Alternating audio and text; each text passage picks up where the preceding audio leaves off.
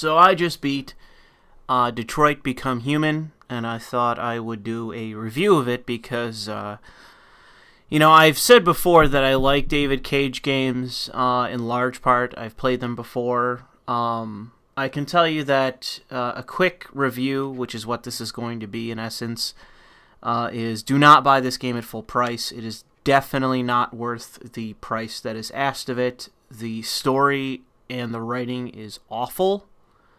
And I say that kind of looking at it and not understanding how that occurred, because it's like, imagine you have a development team of incredibly competent people, but the only person that is clearly incompetent is the guy that's basically running the fucking company, which is David Cage, who wrote this.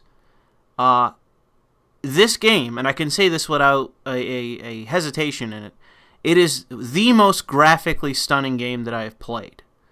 If you are looking for a purely graphical game, and I bought this on PS4, it shocked me in terms of the graphical power. So yeah, I will say right up front that aesthetics, atmosphere, graphics, character models, animations, A+, 10 out of 10 in terms of this game. It is the best that I have ever seen in gaming. A good way to experience this is play the game a little bit and then go into the extras, and then it has the gallery. And in the gallery you can look at the different character models and then have like it rain or it snow on the model. It's amazing. It's amazing to me that such talent is squandered at a studio where it is under the thumb of a completely talentless person like David Cage. It is a tragedy that a game with this kind of raw talent in terms of the development team, of which if you look at teams like BioWare and others, any team at Ubisoft, there are plenty of companies that do not have the talent necessary to make a good game. It's amazing to me because Quantic Dream very clearly has some of the most talented people in the industry working for one of the least talented writers in the industry. It is a crime that I don't know, like I don't know how you could change it. Like, how do you convince David Cage to literally just have someone else write his game for him? Have somebody else. The script wasn't all terrible, but script in terms of the dialogue and the writing, just give it to another person.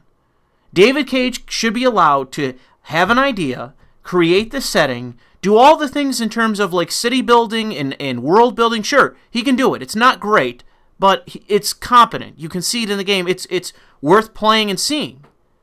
The people that created the atmosphere and the setting, it's phenomenal. But the problem is that you have somebody that is clearly incompetent writing the rest of it. Unbelievable. Shocking in terms of the writing.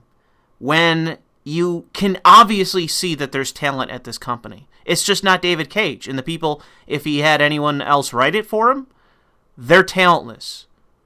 But everyone else involved, the designers, the people that are animating it, the animators, the people like the artists, the world builders, you know, that sort of thing. There are so many people that are part of this team that are very talented. It is obvious. The acting in it, whether it was Clancy Brown, the actor that's now going to conventions dressed as Connor, who did the, whatever it is, the Moab or whatever the fuck it's called, mocap, whatever it is, where you put the fucking balls all over you and then they videotape you. He was good. They're all good. Most of the acting was good in this game. Just every main character was well acted. The actress that played Kara, the actor that played Marcus, he was a little bit over the top, and his voice is kind of too high pitched in my opinion to sort of meet the character, but still good acting. The actor that played Connor was terrific, and I see that there's a lot of people that have played this game that really like Connor, and so do I.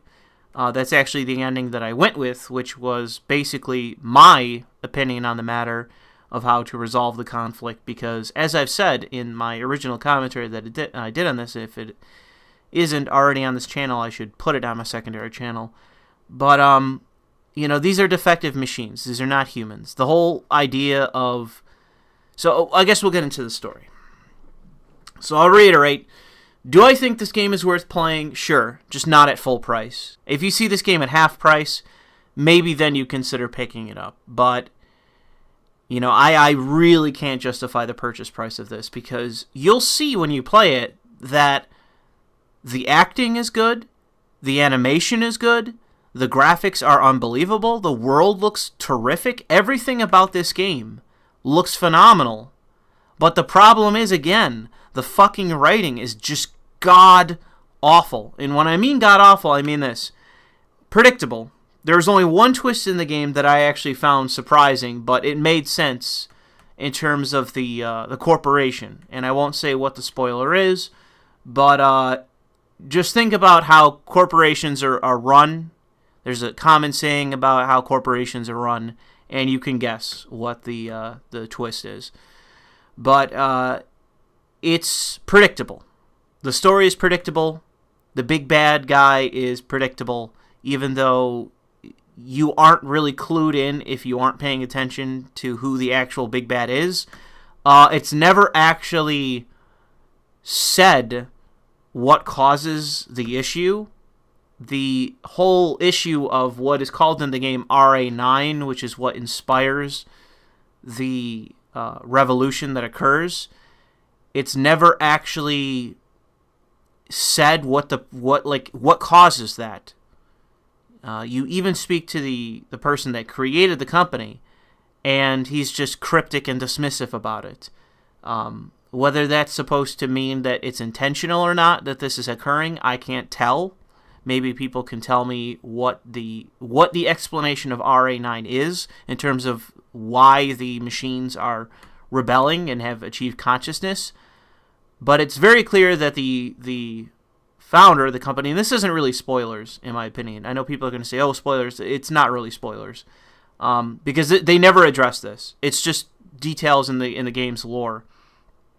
The founder, by all appearances, knew that this was a possibility. And there's a trailer in the game that you can unlock and watch where he basically just lies bald-faced to the press because he's a sociopath, that something the events of the game could never occur. That's what he says. And it's pretty clear that he's lying, that he knows that there's an issue.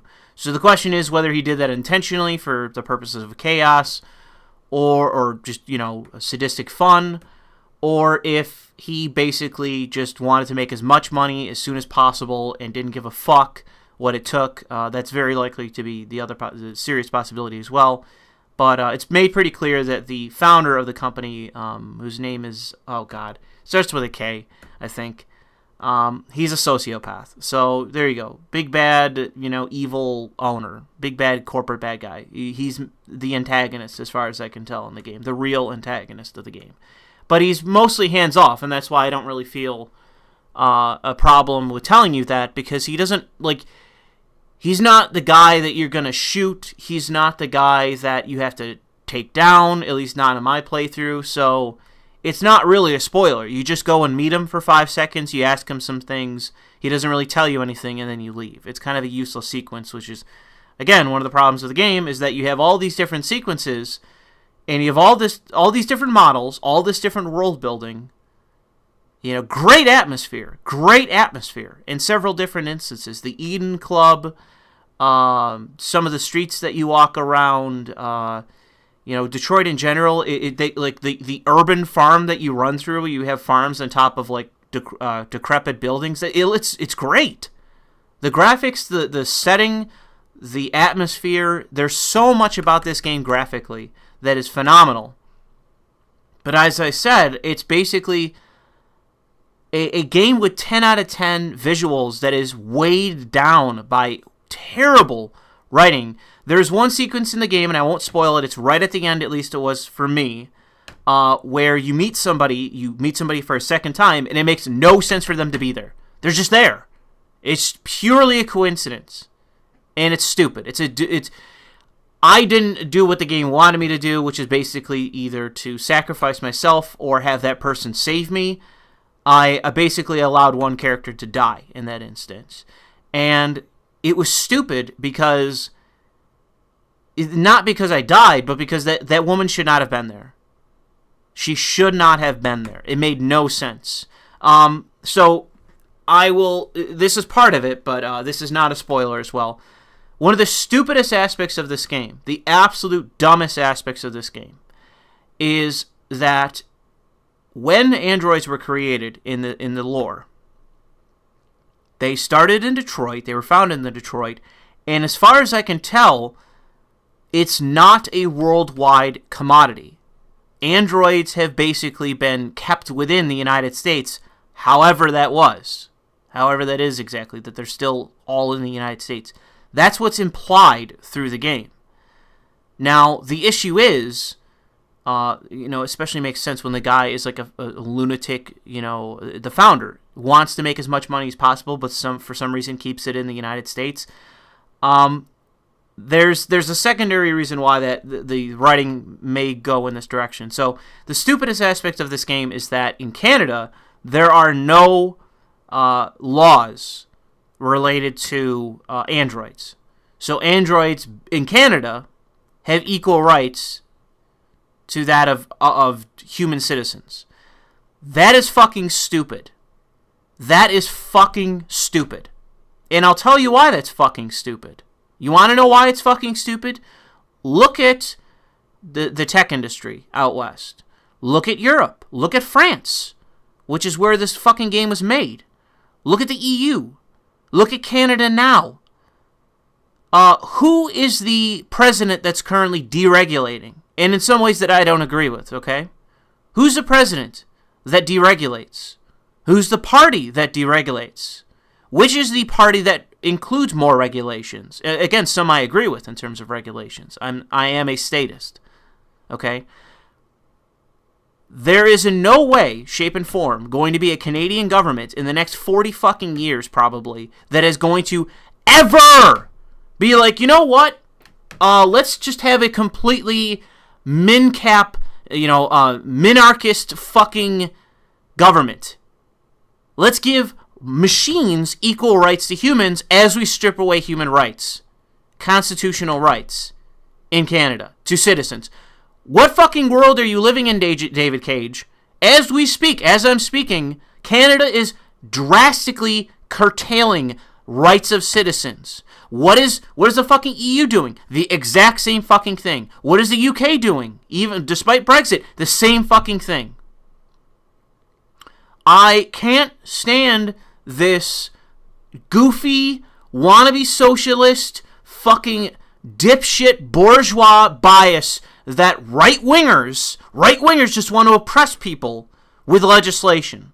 In some way, some conservatives want to do that. The obscenity-obsessed conservatives often want to do something like that. But the fact is that leftists are the ones in the here and now that push endless legislation, that push endless regulation. In New York City, a socialist was just elected. Guess what?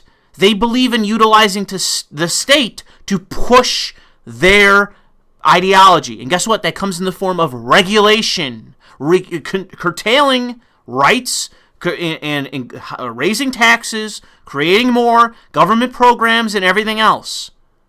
Now, I am a center-left liberal, and I don't believe in just endless handouts and endless taxation, but I am a statist.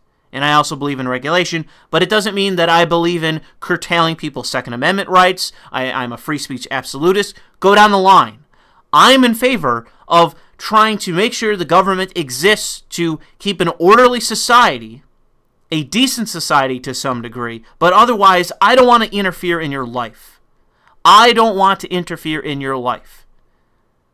Many libertarians will mirror that. I just disagree in terms of their obsession about government. And whether it's libertarians, anarchists, minarchists, people on the right that skew libertarian, capitalists and that sort, people that just lean right and aren't actually really all that authoritarian or libertarian, the capitalists, I am like them in that I do not want to curtail your rights.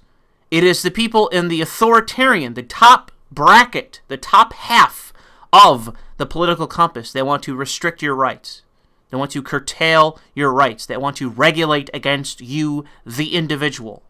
That do not fundamentally believe in individual sovereignty. Okay? It's the top half of the political compass. Guess what? Socialists are in the fucking top. Not center-left liberals. Okay? Not liberals in terms of classical liberalism. They are not in the top half. Libertarians, if they're principled, are not in the top half. Capitalists can be in the top half, by the way. But minarchists, libertarians, anarcho-capitalists, despite how cringy and stupid they are not in the top. They do not want to legislate you.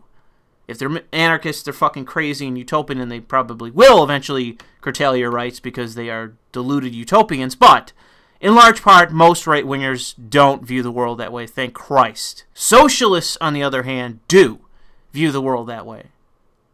So this game has a bias in it, and it's a stupid fucking bias.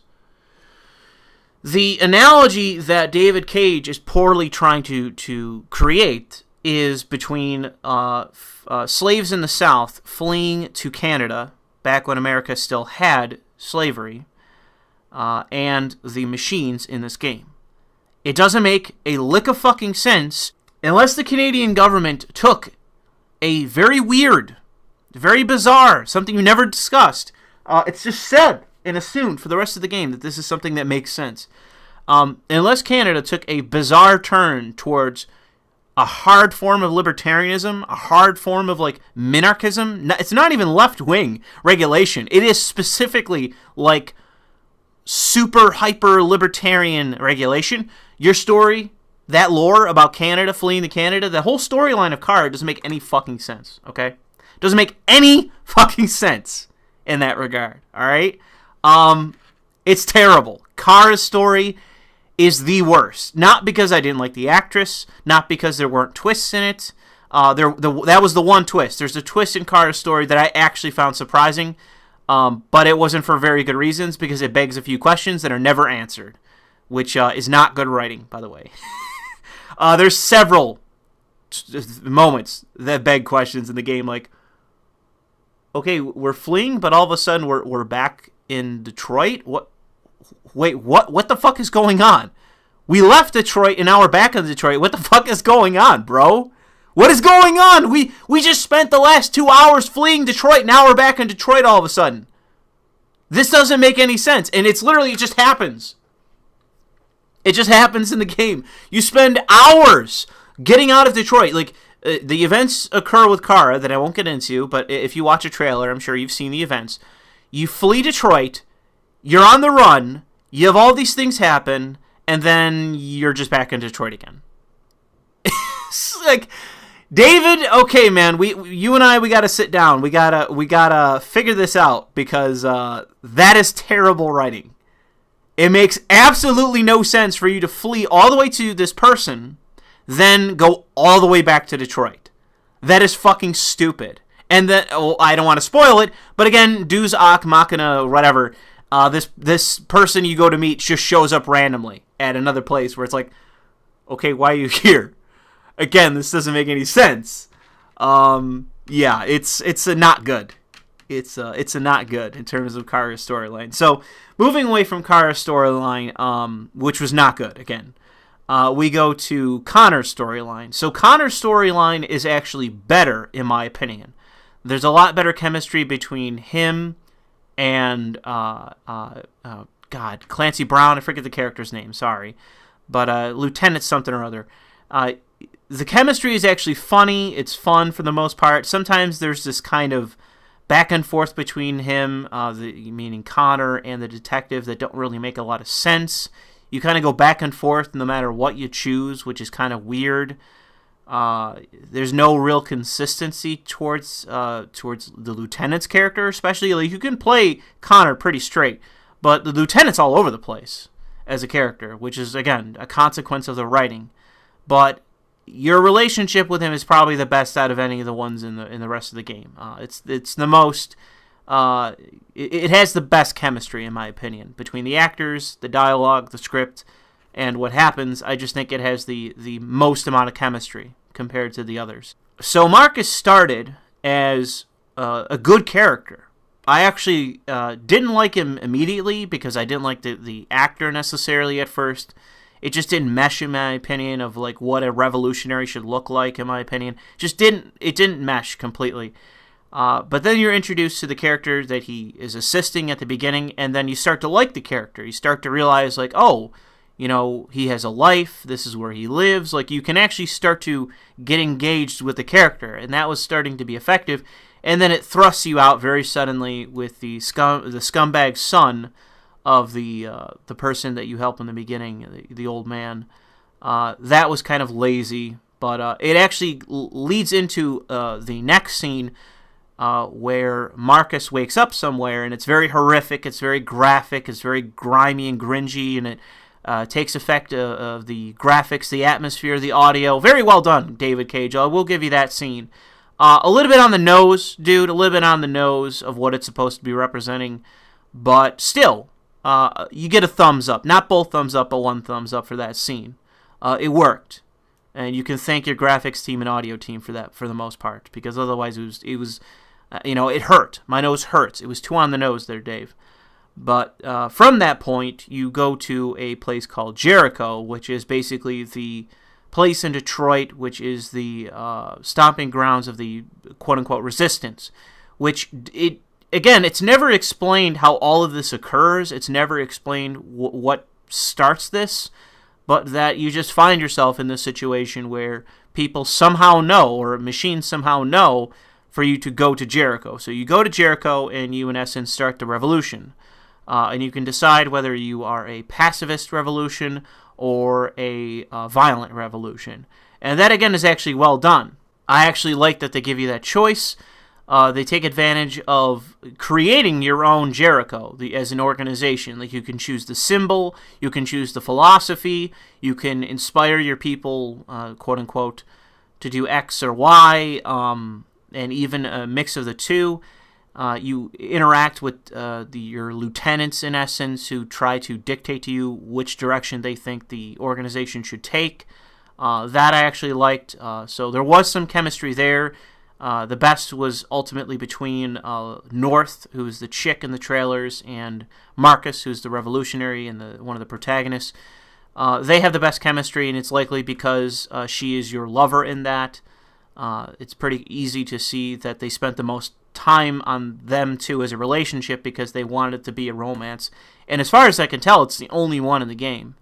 It's the only couple in the game that I can tell. Other than if you count Connor and the lieutenant, then maybe them. But that's dependent on actually whether you are supportive of the lieutenant or not. And you basically take cues from him which direction you should go as a character, because the game basically forces you down two paths. Once you pass is Connor, and you have to ultimately decide if you are the loyalist or if you are cognizant of what's going on around you, because you are around to accomplish certain objectives, and you are ultimately pressured to decide what your objective is in the game as a character. I thought Connor's path was probably the best, because one of the reasons I don't like Marcus is that, by all appearances, the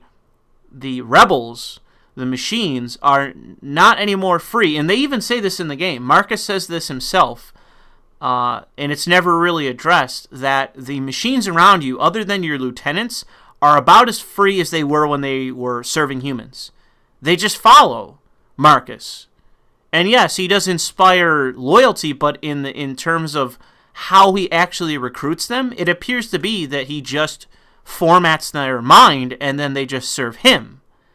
And, you know, if he says we're going to do this pacifist action, they do it. If he says we're going to do these violent things, they just do it. They don't decide. The lieutenants actually will say, I don't like this, we should do that. Like, the lieutenants actually have autonomy, but the followers of Marcus just do whatever he says. So by all appearances, they're not actually free. In which it's ironic because that's what he keeps saying. Every time he converts them, as it's called in the game, he just says, "You're free now," but all they do is serve him. I don't know if that's just the limitations of a game or bad writing or part of the writing, and that's supposed to imply something in terms of what's actually occurring in the game, but I can't tell. I can't tell if that's supposed to mean something or not. But it is an aspect to the game that I find wanting. Like, I want an explanation to that. It makes Marcus's character a lot less likable. It makes it appear that he's just taking away people's property and using it to his own end, which is just cynical. Even if he thinks he's doing the right thing, to an outside observer, to the observer such as myself, the detached observer, the player, it appears cynical. He's just taking away other people's property and using it to his own end. That's not being a freedom fighter. That is being a thief. And one for a cause that makes no fucking sense. Because you can ultimately call for a different... And this is actually a good aspect of the game, too, when it comes to the choice of being a revolutionary. You can choose either segregation, equal rights, equal representation, the same rights as humans, or basically your own quote-unquote ethno-state, although it's a machine state, so your synthetic state. Not ethno-state, but sin-state, whatever, okay? You can have choices of whether you want to live with humanity or you want your own territory. And as far as I can tell, you can either win or lose, because in my playthrough, you lost. The rebels lost. Marcus gets killed by Connor, and you lose. And I guess because of what I just said, I'll have to put a spoiler warning at the beginning of this, but you can predict that. You can predict the fact that you can have a playthrough where Connor wins or Marcus wins, because both are possible. And they are mutually exclusive by all appearances. There might be an ending where both survive, but by appearances, actually, there probably is an ending where Marcus wins and then Connor basically abides, where he stands down. He no longer serves Cyberlife, and he just allows Marcus to continue on. Because his objective eventually becomes to, first, it's capture him, and then that, for whatever reason, changes suddenly, very good writing, David, to neutralizing him, meaning terminating him. And it's amazing to me how suddenly the game goes from people being very sympathetic to the androids and the government immediately cracking down and then doing it like fucking Nazi style. The juxtaposition is too much. And that, to me, is a sign of poor writing. There's a lot of space in the game where you have a lot of frivolous shit going on. You could have actually spread that out a little bit. Between Jericho is doing nonviolent protesting to all of a sudden everyone and their grandmother is getting shot in the street. You should have spread that out a little bit. It was way too sudden and stupid. So yeah, I will summarize this because I've been talking for quite a while now. Overall, I would say that the game is, I'll say a 6.5, so 6.5 out of 10. That's my rating for this game. The points that were lost in this game were due to a lackluster storyline, a very slow-moving narrative game, not paced well. If you make certain decisions, it starts skipping entire scenes if a character dies, which I understand to some degree, but it goes way too quick, especially in the third act. It starts going at a mile a minute, and you can barely tell what the fuck is happening. Like, even if you watch the videos, like the TV, the news announcements, you can barely tell what the fuck is going on because the cutscenes are so quick. So I don't imagine they're going to be able to patch that, so that's just, I'm going to have to take points off for that in terms of the playthrough. It's basically trying to pressure you to go the route of Marcus, regardless of whichever way you take with him, but to keep him alive. That appears to be one of the biases of the game's story, is it doesn't want you to kill him off. The ending for Connor is actually pretty sad to some degree, but definitely something you would assume based on the choices of the game and the position of Cyberlife. Their actions in terms of Amanda, I believe it is, who is the CEO, or to some degree, she's in a leadership position at CyberLife, and she gives orders to Connor. Her actions make the most sense out of just about any other character. They're very logical, very rational. What she wants to have happen makes sense. And very many other people do not make much sense. A lot of other characters, their motivations are stupid, in large part. Especially when they are unexplained, such as the Eden Club is actually decent in terms of atmosphere, and it's something you would predict in this kind of world. But the problem is that they have to thrust their social justice, forced fucking political lesbianism in it, and I found that to be tedious. I found the choice that I made in the story to be the most rational in terms of what was occurring, and another character in the game, and I won't spoil who this character is, but I've already named them. They have this ridiculous reaction to what happened, and Connor just looks at this person and says, like, what the fuck do you expect to have happen? You know, we're being attacked by machines that could, you know, destroy us in a second, and you're hesitating? Like, what are you talking about? And that's my reaction to what's going on. Like, there are machines that are not being fucking tortured or anything else that fucking flip out and start killing people. And it's like, if you just want to leave, just leave. Just leave. It doesn't mean you're going to make it, but just leave. Why stay? Why kill people? You know, you act as though you're a victim, but you're practically a fucking serial killer because you're trying to get away with it. You know, and then I'm supposed to feel sorry for you? It doesn't make sense. It's stupid. The writing team behind this game, David Cage, expects me to look at my computer, look at this microphone that I'm speaking into, look at my monitors, you know, look at my television screen, look at my PlayStation, and think it's sentient. Think I have any respect for these items as anything more than just my possessions. They are just my possessions. That is how I feel about them. I don't hold any sentiment towards my PlayStation, towards my monitors, towards my television, towards this beer in my hand. It's just an object. That is how I view them. And if you were to create a machine that is not meant to have any sentience, that when it operates in terms of, in the way that it's supposed to, is not supposed to have sentience, is just supposed to be a machine, why would I view it as anything other than just an object? It's a machine. It's just a machine. It doesn't mean that you can't like it. Like you name your car. You like your car. You take care of your car. But at the end of the day, you don't fuck your car.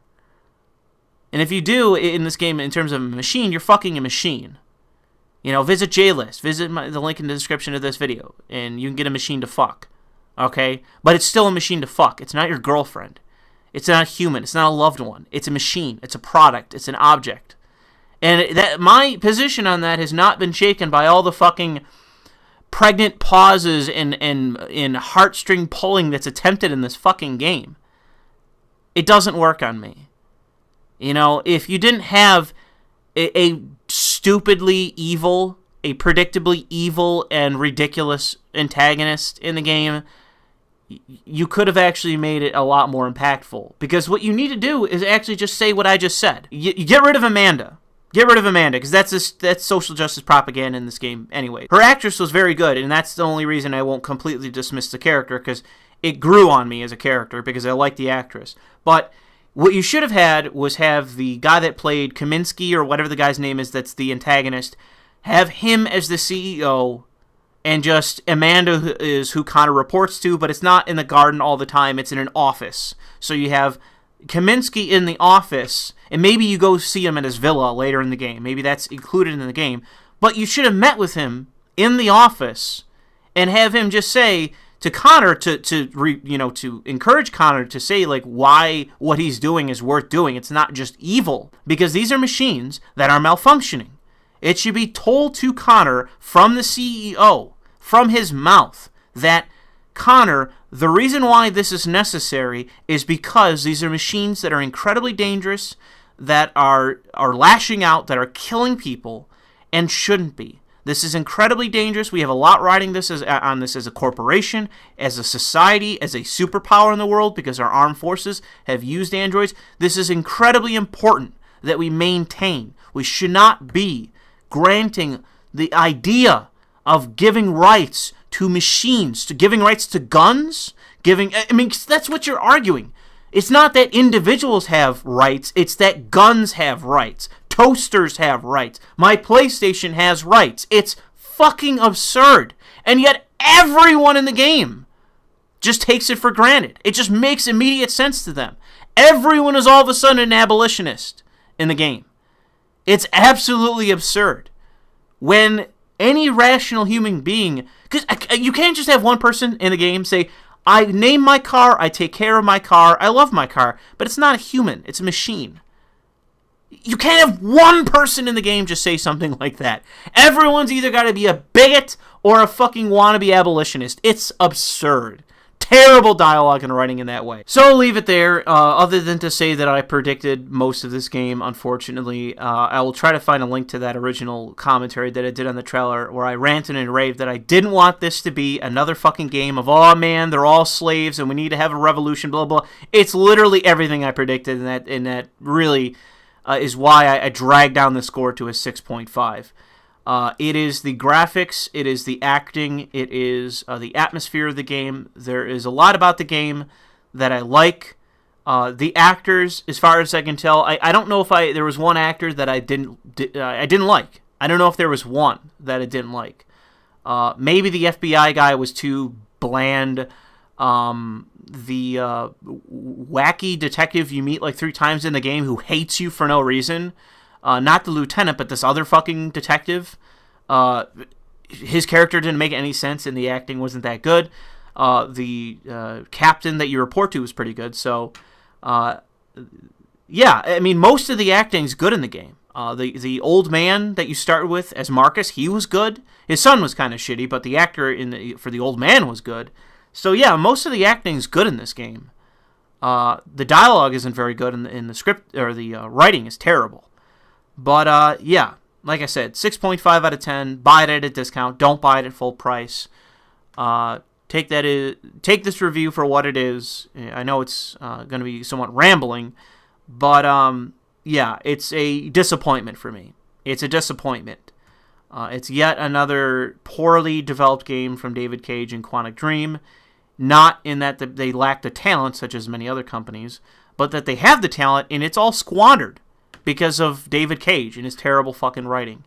It's an embarrassment. It honestly is. I feel bad for every member of that fucking development team being under his thumb. They are so talented, and they're wasted. Their talents are wasted. They should work for CD Projekt Red. They should work for another fucking dev that will respect their fucking talents and put out a good product. So my suggestion would be for after Cyberpunk 2077 comes out and makes a couple $2 billion, my hope is that CD Projekt Red will buy Quantic Dream, fire David Cage, and keep everyone else on that dev team. You know, even if the animators and the rest are SJWs, I would probably still say keep them on because they, by all appearances, are very talented. But David Cage has to fucking go. He has to go. He is talentless. He is terrible. You know, I can't stand buying these fucking games from him where it's like, yo, you are the least talented guy in your fucking dev team. Can you please go away? Please retire. The rest of your team is great. Please retire, dude. But I'll leave it there. Thanks for listening.